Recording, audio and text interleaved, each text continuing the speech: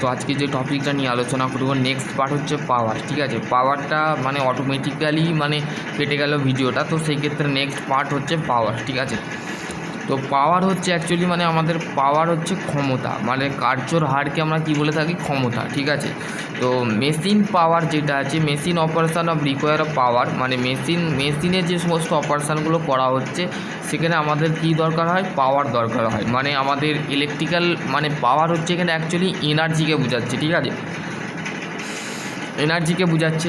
Energy এবার কি energy, electrical energy, মানে আমাদের মোটর থেকে বা আমাদের বোর্ড থেকে, মানে মেনলি আমাদের যে এই যে পাখাটা চলছে, এই পাখাটার মধ্যে আমাদের কি সাপ্লাই এনার্জি আছে, ইলেকট্রিক্যাল এনার্জি আছে।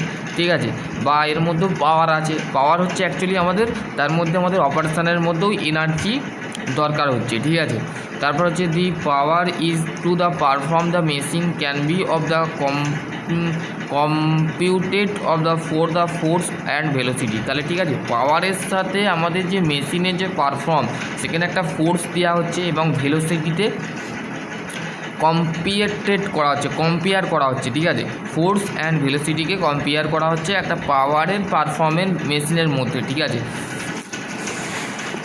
এবার হচ্ছে নেক্সট হচ্ছে দেখো, power is the product of the cutting force and the velocity. Power হচ্ছে আমাদের সেই প্রোডাক্টের কাটিং ফোর্স এবং হচ্ছে ভেলোসিটি। ঠিক আছে, এখানে তোমাদের বলে দিয়েছে, বুঝতে পারলে।